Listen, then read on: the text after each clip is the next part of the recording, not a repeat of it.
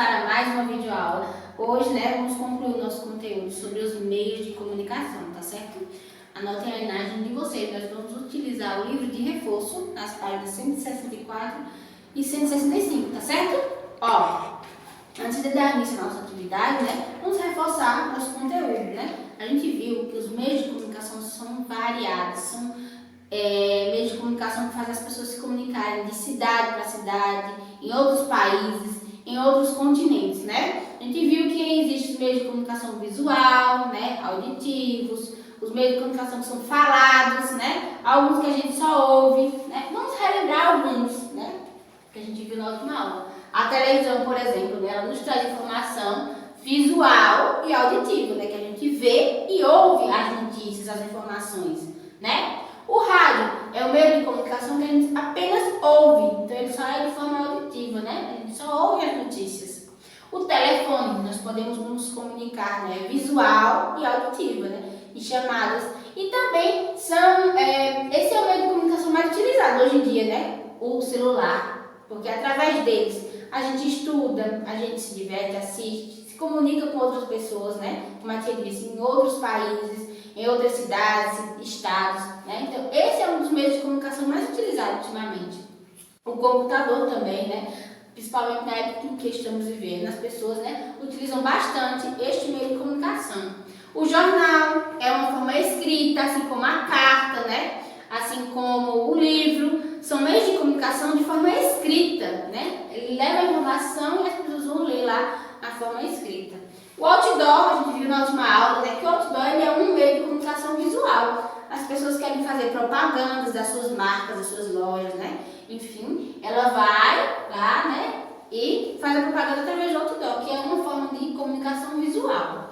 E aí, a gente tem algumas pessoas que não tem como acessar esses meios de comunicação, Que a gente viu aqui, entre outros, Então, elas usam dois sinais, de comunicação. As pessoas que têm deficiência visual, aí elas vão utilizar o sistema Braille, Através daqueles pontinhos que a gente utiliza, que vocês vão identificar em livros, Principalmente em caixinha de remédio, Eles aprendem esse alfabeto, Diferente dos que vocês já aprenderam, para se comunicar com as pessoas através do Braille. E as pessoas que não conseguem ouvir, que têm deficiência auditiva, elas se comunicam através de sinais de libras, Eles aprendem esse alfabeto em libras, Cada letrinha é um sinal, e aí eles se comunicam através das libras, Os meios de comunicação em geral, para toda a sociedade.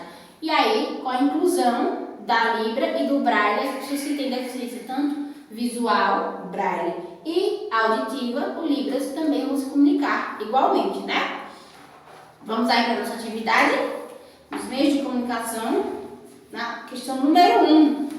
Complete a frase corretamente com as palavras do caça-palavra. Então, você vai procurar aí 3 palavrinhas para completar essas frases. Comunicar-se significa o quê? Enviar sinais, mensagens e... Aí você vai procurar essas 3 palavrinhas aí e vai... Gente, auxiliar vocês. 3 palavrinhas. Comunicar, avisar, informações e transmitir. Então, você vai encaixar elas aí em cada frase corretamente, tá certo? Avisar, transmitir e informações. Essas 3 palavras, quando você encontrar ela aqui no caça-palavras, você vai identificar aí onde é que ela se encaixa na frase, tá certo? Número 2. Existem pessoas que não podem utilizar alguns meios de comunicação de forma, usual, Essa forma aqui, usual. Sendo necessário adaptá-los, Tem que ser de forma adaptadas para que ela não se sinta excluída, nos meios, na sociedade em geral. Agora, responda. Letra A. Como podemos nos comunicar com as pessoas que possuem a deficiência auditiva? Através de que sinais? Então, você vai escrever aí na letra A. B. E como podemos nos comunicar com pessoas com deficiência visual? Quais são os meios de comunicação das pessoas com deficiência visual? Então, você vai registrar aí. Número 3. Organize as sílabas e descubra as primeiras formas de comunicação. Lembra que na última aula a tia mostrou uma foto sobre as pinturas rupestres, Então, aí você vai colocar aí, através de que eles conseguiam se comunicar com as pessoas? Você vai colocar em ordens, né, essas palavrinhas e vai relembrar e descobrir, tá certo? Número 4. Leia as situações e escreva que tipo de comunicação foi usada. Veja só, você tem da letra A até a letra D. Rodrigo levantou seu dedo polegar para o seu amigo Danilo, né? Demonstrando que estava tudo bem. Ele usou como o sinal de comunicação o quê? Falada, escrita, virtual, gestual, virtual, né? Vista, tá certo? Então você vai colocar aí. Letra B. O telefone tocou e finalmente Tony recebeu a notícia esperada. Ele usou a comunicação o quê? Quando uma pessoa fala, né? Comunicação. Letra C. Ana passou pela avenida e ficou sabendo por um cartaz que haveria uma campanha de vacinação contra a gripe. Então ela usou a comunicação o quê? Falada, escrita, né? Gestual, visual, virtual, tá certo? BD. Mamãe pegou a fotografia e lembrou daquela fantástica viagem. Ela usou a comunicação o quê? A fotografia, a gente está fazendo o quê? Né? Então, você vai colocar. Se ela é falada, visual, virtual, gestual, escrita, tá? Número 5. A comunicação virtual acontece por meio de dispositivos eletrônicos interconectados pela internet, como computadores, celulares e tablets, né? Escreva uma mensagem de texto para um amigo, convidando para uma sessão de cinema na sua casa. Então você vai pensar aí no amiguinho que você está com muita saudade, vai mandar, né? Como se fosse mandando pelo celular, uma mensagem aqui, escrever no seu aparelho telefônico que tem aqui, ó, no seu livro, tá certo? É quando você concluir, né, toda a tarefinha, manda para a tia Fernanda que ela vai lhe auxiliar na correção, tá bom? Um beijo, nos encontraremos no próximo vídeo. Crianças, vejam só, né? Que encerrou o vídeo, mas a gente tem uma atividade extra hoje, tá certo? Hoje, dia 20 de novembro, é o dia da consciência negra, né? E por que existe esse dia? Vejam só. Os negros, como a maioria das pessoas sabem, né? Eles foram escravizados durante muitos anos, né? Foram trazidos pelos portugueses, né? Do continente africano, né? Para o Brasil, para trabalhar em mão de obra escrava, né? Trabalhavam sem receber nenhuma remuneração, só algum tipo de alimento quando recebiam, né?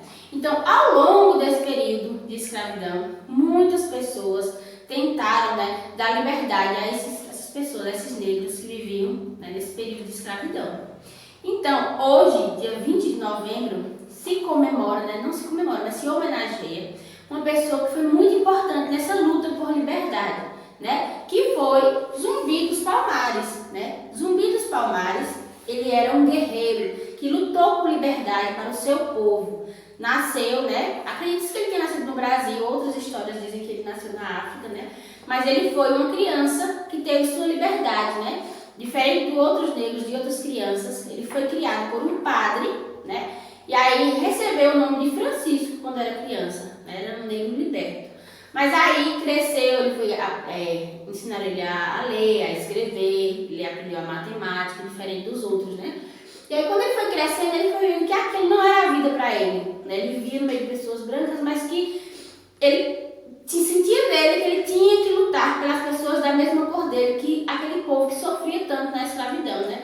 Então ele começou, né, nele, aos 15 anos mais ou menos, ele fugiu de casa, né, fugiu para um quilombo. E nesse quilombo ele encontrou várias pessoas com as quais ele se identificava.